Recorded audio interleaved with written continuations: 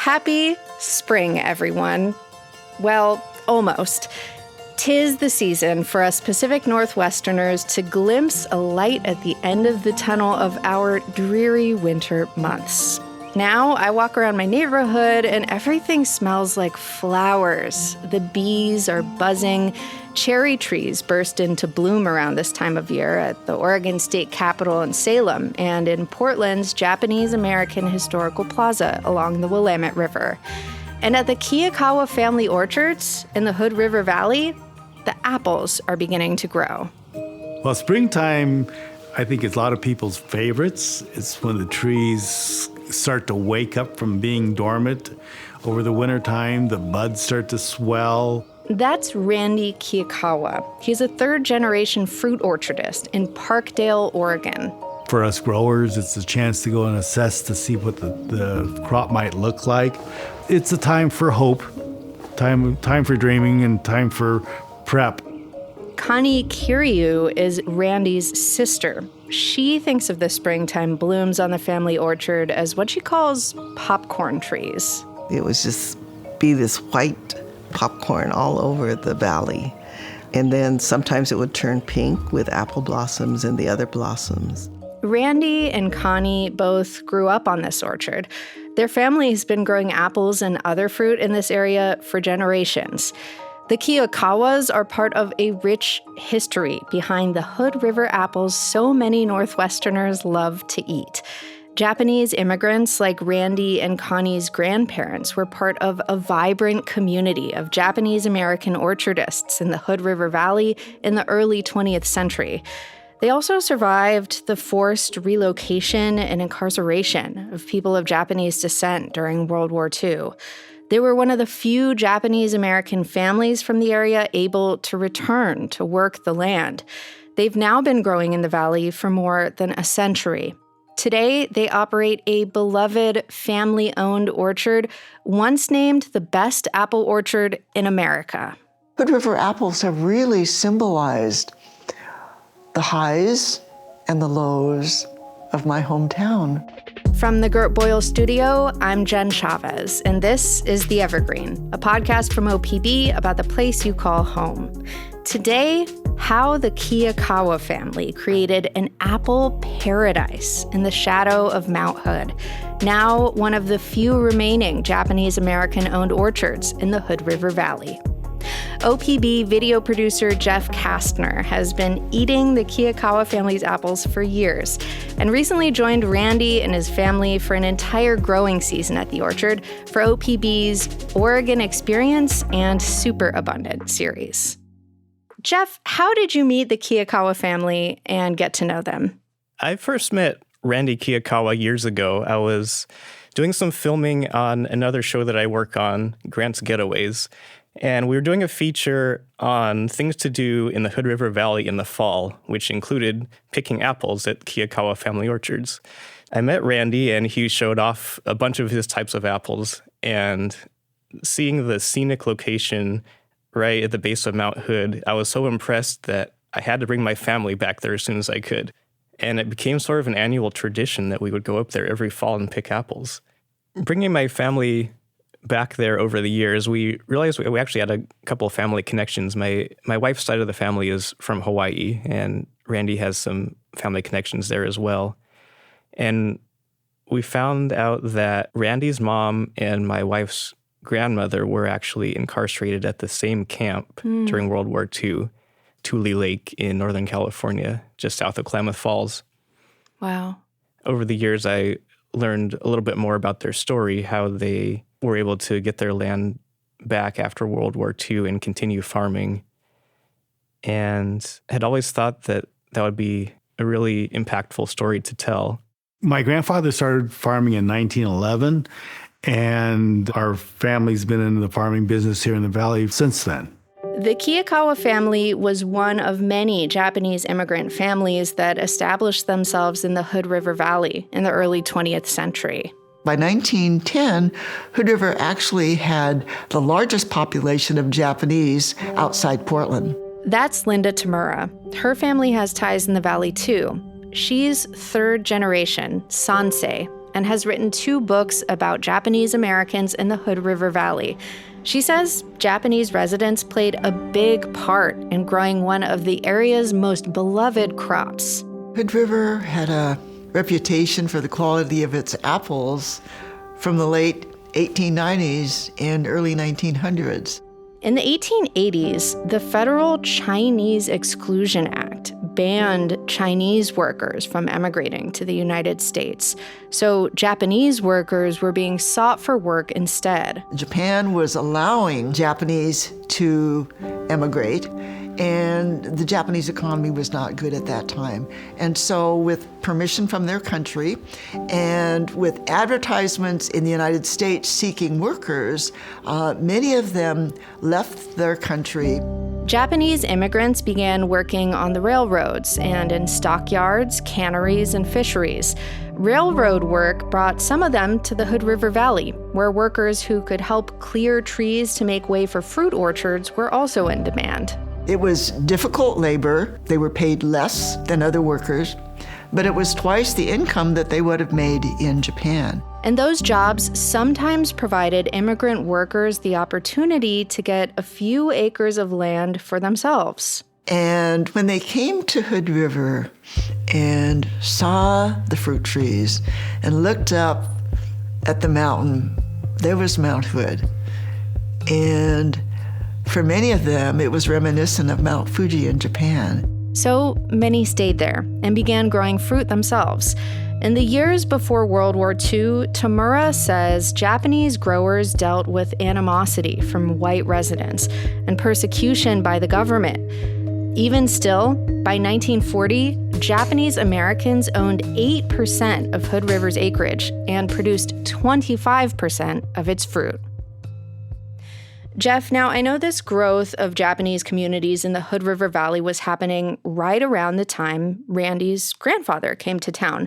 What did you learn about how the Kiyokawas first came to the valley and started growing apples?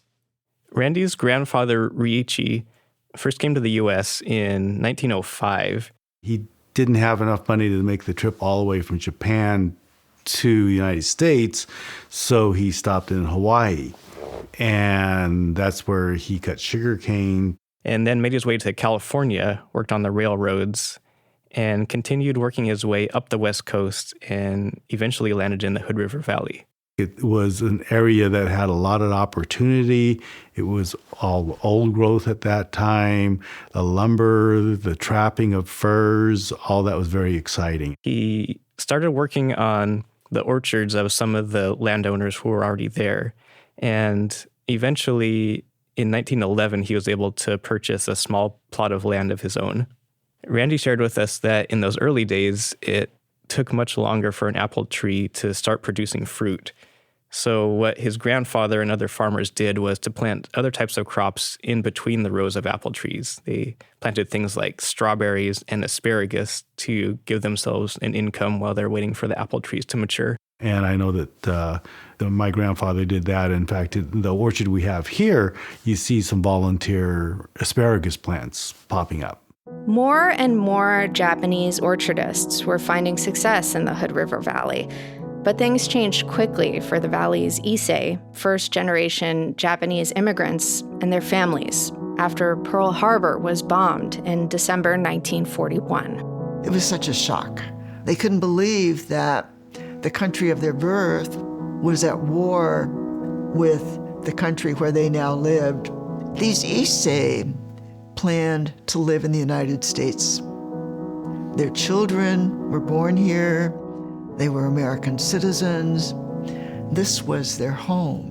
Immediately, there were repercussions for Japanese people in Oregon. They were required to carry ID at all times and follow a mandatory curfew. Another Japanese American from the Hood River Valley, Minoru Yasui, famously defied that curfew in Portland and eventually got arrested. His resulting conviction wasn't overturned in court until after his death. Then, on February 19th, 1942, President Franklin D. Roosevelt signed Executive Order 9066, and that maintained that Issei And it later turned out the second generation Nisei citizens as well would be removed from their homes and sent to concentration camps on American soil. Many Issei and Nisei from Hood River were first sent by train to a temporary detention center called Pinedale before being incarcerated at the notorious Tule Lake concentration camp in Northern California. Tule Lake was a dry lake bed, and it was unconscionably hot, dry. They just weren't prepared. Each room had a potbelly stove, army cots with thin mattresses, a single light bulb, and the family lived there together. Life was just hard. Like others from the Hood River Valley, Randy's grandparents and his father, Mamoru Kiyokawa, or MAM for short, ended up at Tule Lake. And that's where Mom and Dad met. MAM met Michiko Kiyokawa, or Mitch. Just call me Mitch. Mitch is the oldest living member of the Kiyokawa family. How would you describe her, Jeff? Mitch is incredible. She turned 101 last fall. Oh my gosh. She walks 2 miles every day while she listens to her favorite Elvis music. Hey, Siri. How many miles have I walked? You've walked or run 2.2 miles today. She loves chocolate. You might have overdone your chocolate load there. Never. And she is completely beloved by all of her family. I'm most proud of the kids I raised. Well, I'm so glad that you were able to talk to Mitch. What did she tell you about her experience at Tule Lake and how she met Ma'am? She didn't go into much detail about the hardships that she experienced at Tule Lake. But the first thing that she did want to tell us was That's where I met my future husband, he was what she called the G-man, garbage man. and his job in the camp was to make the rounds driving the garbage truck around the camp.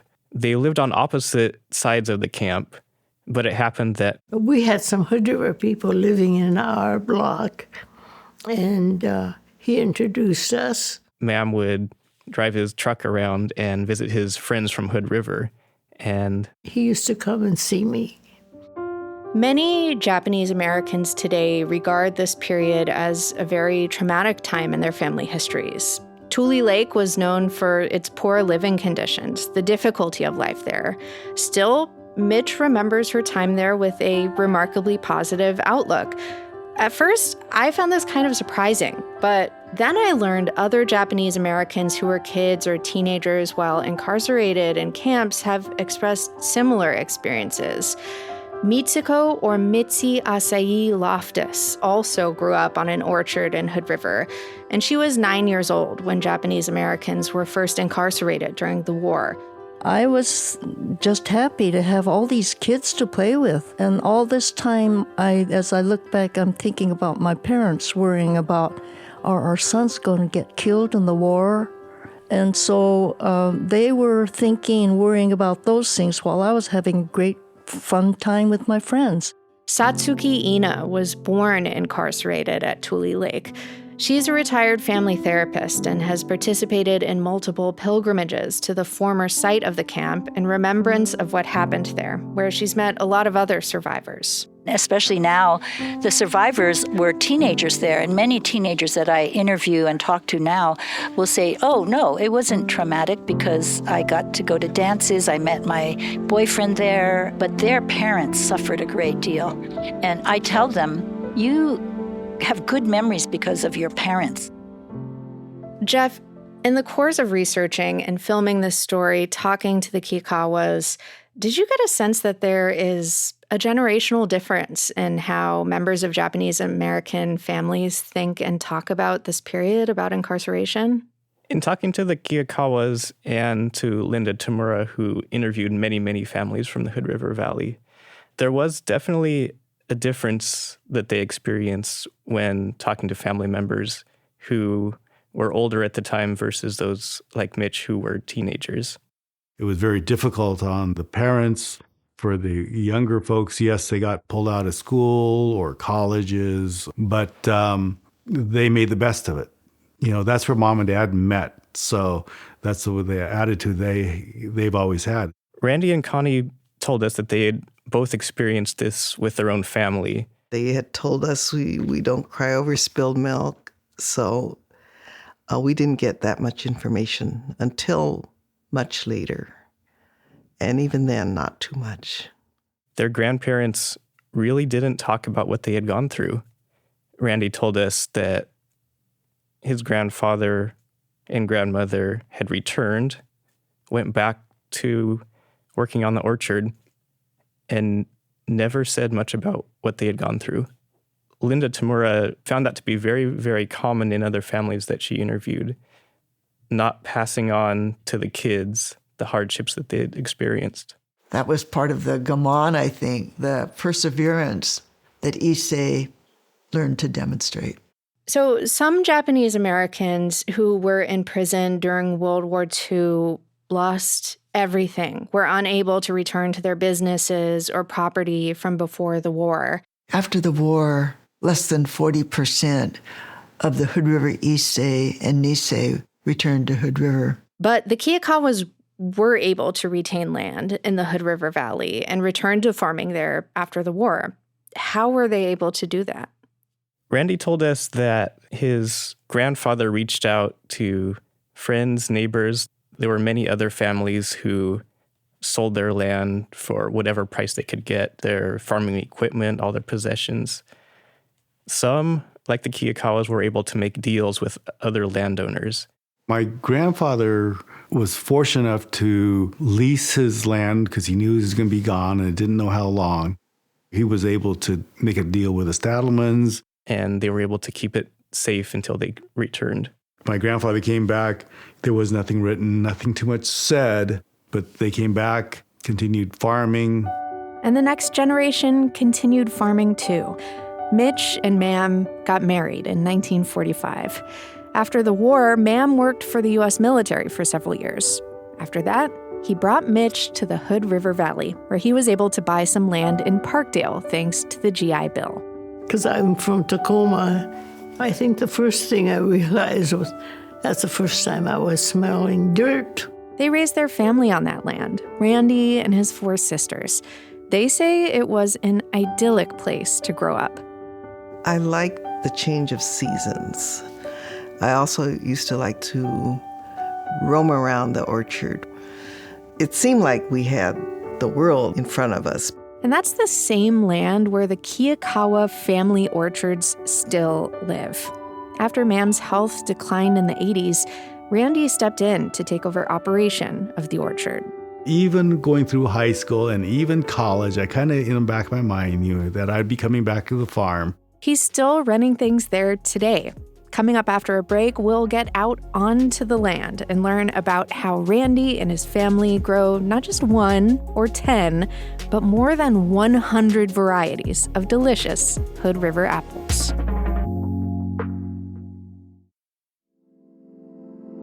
Thanks for listening to The Evergreen, our podcast from OPB about the place you call home.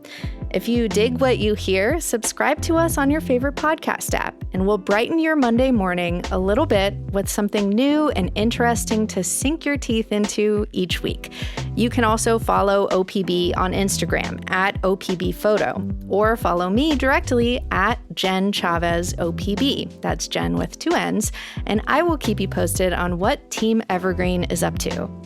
And remember, this episode about Hood River apples and all the great OPB reporting and storytelling you hear on this show is made possible by the support of many thousands of OPB members. You are the sun and the water that help us grow. Support our journalism by becoming an OPB sustaining member today at opb.org/pod. And now, back to the story of the Kiyokawa family orchards. The land where the Kiyokawas grow their fruit, more than 200 acres, is a sight to behold. The view of Mount Hood is just as breathtaking as it was in 1911. It is a beautiful place. it's so peaceful that all of the grandkids and the great-grandkids, they love to come up here. The rolling fields of the Kiyokawa family orchards grow a variety of fruits: pears, cherries, peaches, pluots, which are a hybrid of plums and apricots, also plueries, which are plums plus cherries, and which I had never heard of before this very podcast. And of course, what they're best known for. We grow over 125 varieties of apples. Apples that are heirloom varieties, apples that are from around the world. Some are from people's backyards. As you might imagine, it's hard for Randy to choose a favorite. The Zestar is a really good early season. It has that sweet, tangy, complex flavor. Later on, there's nothing like a really good Jonagold, the Mountain Rose, the red flesh apples. Ones from different parts of the world. We have an Elstar apple that's from Holland. Suguru is a very popular apple. It's a Japanese apple. And fan favorite, myself included, the Honeycrisp. We put 30 trees of that Honeycrisp in, and it's taken off. But Jeff, I know the orchard's vast variety of apples didn't happen overnight. What role has Randy played in that? At the time that Randy took over the orchard, he told us that there were only about 4 varieties of apples. Over the years, that has blossomed into 125. He told us that in 1989, there was a nationwide crash in the apple market, so much so that you could hardly give them away. And so he would put out boxes by the roadside, 5 cents a pound. People started to stop by and request different varieties, and that gave him an idea. Let's have varieties that people want. Let's get varieties before they even know they want them. He has a fascination with all the different varieties that you can have in this one fruit, the different textures, different colors, different flavors. And just having all that variety has, over the years, really made it an attractive place for people to come in the fall. Randy says, to grow the perfect apple, you have to have the right conditions, the right soil, the right weather, and a lot of luck. And I want to focus in on one of those, the weather. I was really interested to learn that the area where their orchard is has a unique microclimate that has a lot of implications for growing fruit there. What did you learn about that from Randy? So Hood River itself sits at about 200 feet of elevation, but Parkdale on the upper end of the valley sits at about 2,000 feet of elevation. And that translates into often several weeks difference in the growing season. It's presented some unique challenges. For one thing, the danger of frost lasts much longer into the spring. One of the things that we do to protect our bloom is using wind machines. We activated and turn them on during the bud development stages, and especially during the time it's bloom. That's when the blossoms are very susceptible to cold weather. But that unique microclimate of having just the right amount of rain and the fertile soils and sunshine, Randy has experimented over the years with what types of apples will thrive in that environment. And so far, he's come up with about 125. Right, yeah. And growing. So let's get back to spring, where we started this podcast. Springtime for us growers, it's a time for hope. And also a lot of hard work. Jeff, you joined Randy on the orchard last spring as apple growing season was getting underway. What was it like to be there, and what was happening at this time of year on the orchard? Springtime in the Hood River Valley is probably the most scenic place that I've seen in Oregon. There's a carpet of white and pink blossoms as far as you can see. Mount Hood overlooking all of that. It's really breathtaking. Randy took us out into the orchard. Most of the employees now, about 20 of them, are helping. We were just finishing up pruning, switching over to planting and grafting.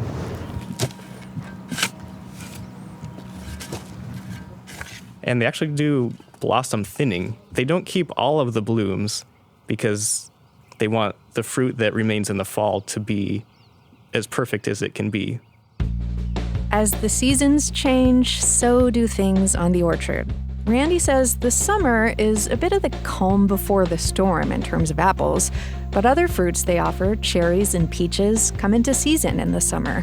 And their farm stand opens on weekends in July, leading up to August when it opens every day. Come fall, it's go time. The fall is kind of a unique time that you get to finally pick that piece of fruit. It's probably the most rewarding time. Randy says it's like the trees are screaming out to him. They're screaming out to me, it's like, pick me, pick me, pick me. And that's just what he and his employees work very, very hard to do. It's a buzzing of people out there picking, our own crew harvesting it. We might have a crew picking, other people packing fruit, people pressing, trucks driving down the road with loads of fruit to take to the packing house or to take into Portland. He says they sell their apples direct to consumer. That includes their farm stand, over a dozen farmers markets, and of course, one of his own innovations, the U-Pick. Randy's been so forward-thinking with things like the U-Pick block. I don't know that I would have ever thought of a U-Pick block, and he was one of the first ones here in the valley. You mentioned, Jeff, that in addition to visiting the orchard for this story, that you've long been bringing your own family to pick apples there at the U-Pick. Can you describe what it's like being there during fall and picking apples? It's one of the best places that I've seen in the fall to bring your family. The U-Pick rows are so fun because there are so many different varieties. They've got some that are red in the middle. They've got one type that's the biggest on the farm called the Hanner's Jumbo, which is so big that you can't fit two hands around it. Just seeing the joy on all the kids' faces as they're picking these apples and loading the carts.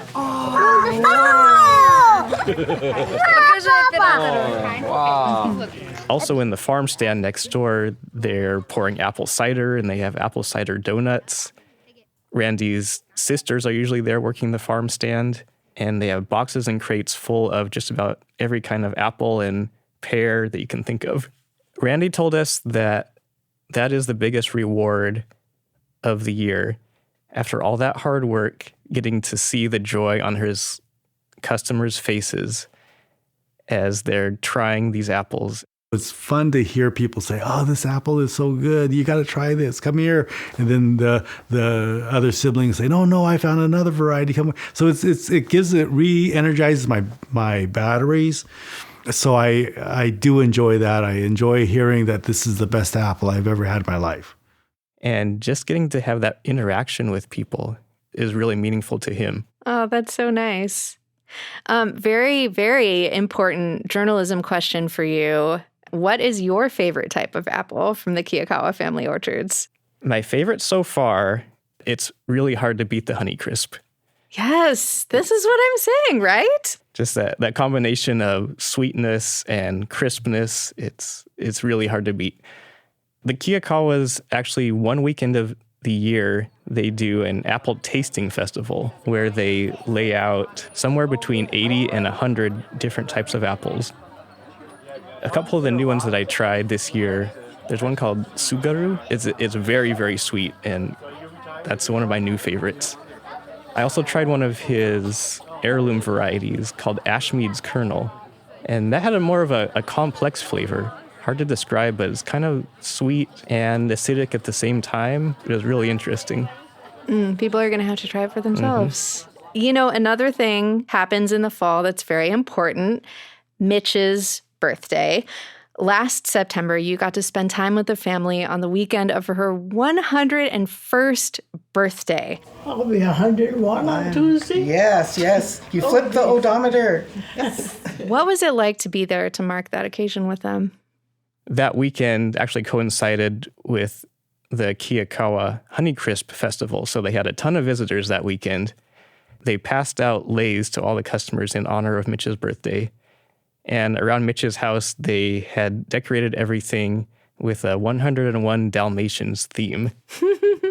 One of our favorite things we filmed for the documentary was lighting Mitch's 101st birthday candles on top of a plate of apples. Perfect. And of course, Mitch got to enjoy plenty of her favorite chocolate that weekend. Good, as it should be. What's your secret to longevity, Mom? Chocolate. For Linda Tamura, who grew up in the Hood River Valley, the Kiyokawa family's story represents something really meaningful. When I go into Kiyokawa orchards and see the fruit and the busy people excited about the quality of the fruit and making choices about how they were going to use it when they go home, there's some pride that I have in recognizing what they've done. There are few families, Japanese American families in Hood River, who are continuing the legacy of our grandparents and our parents. There's a real joy and power in knowing that this is continuing. And how do the Kiyokawas think about this, about what the orchard and their work there over generations means to them? We asked Randy about his family legacy, and he wasn't comfortable with that word legacy. I don't never consider it to be a legacy. I look at it as my responsibility. I consider us to be survivors. Continuing to work the land all these years is incredibly meaningful to Randy and his family. Just the fact that they've been here for so many years, farming in this idyllic place and continuing what their grandparents had started. I'm grateful to my parents and my grandparents on both sides for having the courage of crossing the ocean and coming here and setting up a place that we can live. And it's such a beautiful place. My mom says it's paradise, and it is. Thank you so much for helping us share the apple growing story of the Kiyokawa family, Jeff. Thank you for having me. You can see video producer and cinematographer Jeff Kastner's documentary short about the Kiyokawa family orchards in Oregon's Hood River Valley at opb.org/Oregon Experience. The story was a collaboration between Oregon Experience and the OPB video series Super Abundant. Thanks for listening to The Evergreen, a podcast from OPB. I produced this episode, and our technical director is Stephen Cray.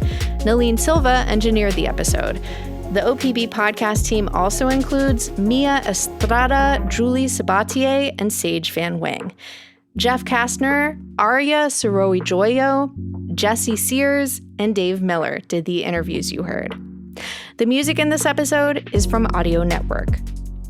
If you have a question for us, or want to tell us what your favorite kind of apple is, please reach out. We are all ears. Email us at theevergreen@opb.org. I'm Jen Chavez. Catch you later.